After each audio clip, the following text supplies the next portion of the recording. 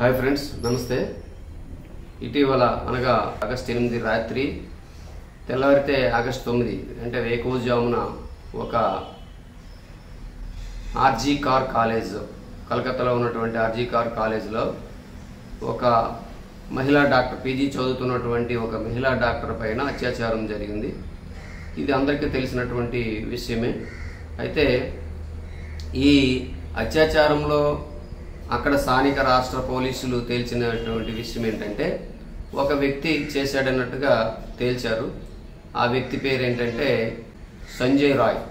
ఈయనేంటంటే కోల్కతా పోలీసులకు సంబంధించినటువంటి civic volunteer. ఈయన ఒకడు చేశాడు అన్నట్టుగా అంటున్నారు. అది ఇక్కడే అనుమానాలు తావెత్తుంది. ఎందుకంటే ఒక్క వ్యక్తే ఆ మహిళను ఇన్ని రకాలుగా గాయపరచగలడా? చాలా దారుణంగా ఆమెను గాయపరిచారు.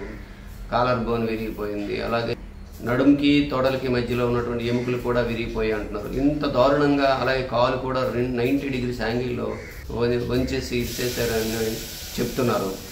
మరి అలా జరగడానికి, అలాగే ఒంటి మీద కూడా ఎక్కడ పడితే అక్కడే గాయాలు జరుగుతున్నాయి, బ్లీడింగ్ ఎక్కడ పడితే అక్కడే జరుగుతుంది. ఇంత దారుణంగా ఒక వ్యక్తి చేయగలడా? రెండవది ఏంటంటే, ఆ సెమినార్ హాల్ ఏమీ అరణ్యంలో లేదు కదా.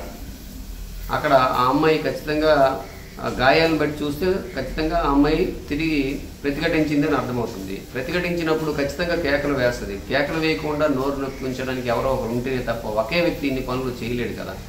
మరి ఆ అనుమానం ఎందుకు అక్కడ రాష్ట్ర పోలీసులకి రాలేదు అర్థం కావట్లేదు. ఇక్కడ ఒక్క మనకే కాదు, రాష్ట్ర వ్యాప్తంగా ఉన్నటువంటి చాలామందికి ఆ అనుమానం అనేది వస్తుంది. అలాగే ప్రిన్సిపల్ కూడా పేరెంట్స్కి మొదట చెప్పేటప్పుడు బాగులేదని చెప్పాడు. ఓకే, తల్లిదండ్రులకి చెప్పేటప్పుడు ఒకేసారి చనిపోయిందని చెప్తే ఇబ్బంది కాబట్టి చెప్పలేరు. కానీ తరువాత సూసైడ్ చేసుకుంది అని ఎందుకు చెప్పాల్సి వచ్చిందో అర్థం కావట్లేదు. ఎందుకంటే అక్కడ క్లియర్గా కనిపిస్తుంది ఆమె మీద అత్యాచారం జరిగింది, తర్వాత హత్య అనేది, లేదా క్లియర్గా అత్యాచారం వల్ల చనిపోయిందనే విషయం క్లియర్గా అర్థమవుతున్నప్పుడు ఎందుకు పేరెంట్స్కి సూసైడ్ అని చెప్పాల్సినటువంటి పరిస్థితి వచ్చిందో అర్థం కావట్లేదు. అందరికీ ఈ అనుమానమే వస్తుందన్నమాట.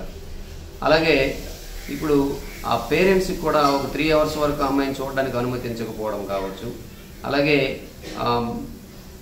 ఆమెను దహనపరచడానికి కొంచెం తొందర పెట్టడం కావచ్చు, తొందరగా దహనపరచండి అని చెప్పడం కావచ్చు.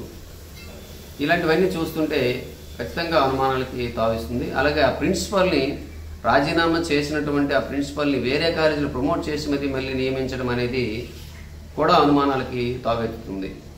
మరి ఇవన్నీ కూడా ఈ అనుమానాలు తీర్చాల్సినటువంటి అవసరం ఉంది. ఇవి మనకి అనుమానాలే, మనం కన్ఫర్మ్ చేయడానికి ఏమీ లేదు. సిబిఐ ఎంక్వైరీ అనేది జరుగుతుంది. ఏం జరుగుతుందని వాళ్ళు నిర్ధారిస్తారు.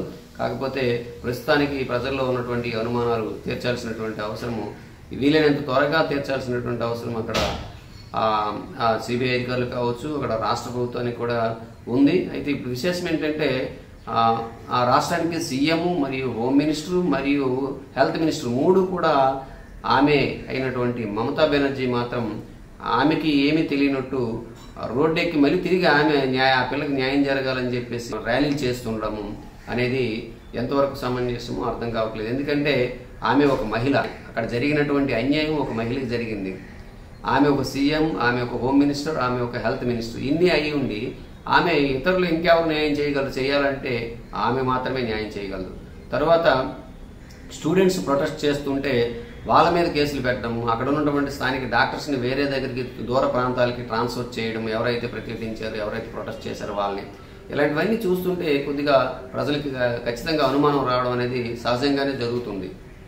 మరి అనుమానాలకి మరి ఎందుకు ఆవిడ తావిస్తుందో కూడా అర్థం కాని పరిస్థితి. మరి ఇవి కూడా సిబిఐ క్లియర్గా తేల్చాల్సినటువంటి అవసరం ఉంది. కానీ దానికంటే ముందుగా అక్కడ ప్రొటెస్ట్ జరుగుతున్నప్పుడు కొంతమంది వ్యక్తులు, కొంతమంది దుండగులు అందులో చేరిపోయి వెళ్ళి అక్కడ సెమినార్ హాల్కి పక్కనే ఉన్నటువంటి కొన్ని ఆధారాలు ఏమైనా దొరుకుతాయన్న భయంకో ఏంటో తెలియదు, రినోవేషన్ పేరుతో అక్కడ డిస్ట్రాయ్ చేయడం అనేది జరిగింది. మరి అక్కడ ఒక కేసు వచ్చింది అని అంటే అక్కడ ఒక పోలీసుల కంట్రోల్లో ఆ ప్రాంతం అంతా ఉండాలి. మరి ఎందుకు ఉండకుండా అక్కడ డిస్ట్రాయ్ చేయాల్సినటువంటి అవసరం ఎందుకు వచ్చిందని ప్రజల్లో కూడా అనుమానాలు వస్తున్నాయి. మరి ఈ అనుమానాలన్నీ కూడా త్వరలోనే తొలగిపోవాలని కోరుకుంటున్నాం. ఆ పిల్ల తల్లిదండ్రులు కూడా మాకు డబ్బులు కాదు, మా పిల్లకి న్యాయం జరగాలి, ఎవరైతే ఇందులో ఎవరెవరి హస్తమైతే ఉందో వాళ్ళందరూ కూడా బయటికి రావాలనే తల్లిదండ్రులు కూడా అడుగుతున్నారు. తల్లిదండ్రులే కాదు, దేశవ్యాప్తంగా ఇదే డిమాండ్ ఎక్కువగా వినిపిస్తుంది. అయితే ఈ మహిళలపై అత్యాచారాలు చాలా దారుణంగా ఎక్కడికక్కడే జరుగుతున్నాయి. మరి నిన్న పేపర్లో చూస్తే బాలికపై బస్సులో సామూహిక అత్యాచారం అని ఉత్తరాఖండ్లో జరిగినటువంటి సంఘటన ఇది. ఇక్కడ కూడా బస్సులో ఉన్నటువంటి ఒక బాలిక మీద అత్యాచారం జరిగింది, సామూహిక అత్యాచారం ఇది కూడాను. అలాగే ఇంకొక దగ్గర బెంగళూరులో విద్యార్థులపై లైంగిక దాడి. అక్కడ ఏంటంటే బెంగళూరులో ఓ యువతిపై లైంగిక దాడి జరిగింది. డిగ్రీ చివరి సంవత్సరం చదువుతున్న విద్యార్థిని శనివారం రాత్రి స్నేహితులతో కలిసి కోరమంగళలోని పబ్కు వెళ్ళింది. అర్ధరాత్రి 1:30 సమయంలో బయలుదేరి మధ్యలో కారులో సమస్య వచ్చి ఆగిపోయింది. దాంతో రోడ్డుపై వెళ్తున్న ద్విచక్ర వాహనదారుని లిఫ్ట్ అడిగి బయలుదేరింది. ఆ వ్యక్తి యువతిని నిర్మానుష్య ప్రదేశానికి తీసుకువెళ్లి దాడి చేసి అత్యాచారం చేసి పరారయ్యాడు. ఇలా ప్రమాదాలు ఎక్కడికక్కడే జరుగుతున్నాయి. మహిళలు కూడా ఎలా జరుగుతున్నాయి ఈ దారుణాలు అనేవి అవగాహన చేసుకుని వాటి నుంచి రక్షణ పొందడానికి పాఠశాల స్థాయి నుంచే విద్యార్థినులకి ప్రత్యేకమైనటువంటి శిక్షణలు ఇస్తుండాలి. ఎందుకంటే ఎక్కడికక్కడే క్రూరమృగాల్లా తయారై వాళ్ళపై లైంగిక దాడులు చేస్తుంటే విద్యార్థినులు ఆత్మరక్షణ కోసం ప్రత్యేకమైనటువంటి శిక్షణ ఇప్పించాల్సినటువంటి అవసరం ప్రభుత్వానికి ఉంది. అలాగే ప్రభుత్వం ఇస్తుందో లేదో అందాక తల్లిదండ్రులు కూడా వాళ్ళకి ఆత్మరక్షణ కోసం అవసరమైనటువంటి విద్యలు ఎవరైనా నేర్పితే వాళ్ళకి నేర్పించాల్సినటువంటి అవసరం కూడా ఉంది. ఎందుకంటే మహిళ అనేది తిరగబడిలో ఉంటే వాళ్ళేమి శక్తిహీనులేం కాదు. కాకపోతే వాళ్ళకి ఆ ధైర్యం అనేది రావాలి. నేను తిరగబడగలను, నేను కొట్టగలను అనే ధైర్యం రావాలంటే ఖచ్చితంగా ప్రత్యేక శిక్షణ అనేది అవసరం. ఆ శిక్షణ పాఠశాల స్థాయి నుంచి ప్రభుత్వం కల్పిస్తే బాగుంటుంది. అలాగే మహిళలు కూడా మేము శక్తిహీనులమేమి కాదు, మేము కూడా తిరగబడే అంటే అవసరమైనప్పుడు ఎవరైనా అత్యాచారం చేయబోయే ముందు లేదా హత్య చేయబోయే ముందు తిరగబడగలము అనే మనోధైర్యం అనేది ఫస్ట్ అవసరం. ఆ ధైర్యం ఉంటే ఆటోమేటిక్ తిరగబడగలుగుతారు. ఆ ధైర్యం ఇచ్చేది ప్రత్యేకమైనటువంటి శిక్షణ. ఆ శిక్షణ ప్రభుత్వం కల్పించాలి. అలాగే తల్లిదండ్రులు కూడా మహిళలకి శిక్షణ ఇచ్చే ఏర్పాట్లు చేయించాలి. మరి ఆ రకంగా ఎవరైనా అత్యాచారం చేయబోయే ముందు వాళ్ళకి వాళ్ళు రక్షించుకునే విధమైనటువంటి శిక్షణ కూడా ఇప్పించాల్సినటువంటి అవసరము ఎంతైనా ఉంది. ఈ అత్యాచారాల ప్రధానమైనటువంటి కారణము ఎక్కువగా మద్యము లేదా డ్రగ్స్ ఎక్కువగా ఇవే కారణమవుతున్నాయి. అలాగే అశ్లీల చిత్రాలు చూడడానికి కూడా ఒక ప్రేరణలా ఉంటుంది. చాలామంది మొబైల్స్లో ఇవి అశ్లీల చిత్రాలు ఉంటున్నాయి. వాటికి ఏదైనా సరైనటువంటి చట్టం తేవాలి. అలాగే సరైన సాఫ్ట్వేర్ ఒకటి ప్రతి ఒక్కరి మొబైల్లో కూడా ఉంచాలి. ఏమైనా అశ్లీల చిత్రాలు కానీ అందులో ఉంటే ఇన్ఫర్మేషన్ పోలీసులకు వెళ్ళే విధంగా ఒక సాఫ్ట్వేర్ లేదా ఒక యాప్ డిజైన్ చేసి ప్రతి ఒక్కరి మొబైల్లో దాన్ని ఇన్స్టాల్ చేసుకోవాలని చెప్పాలి.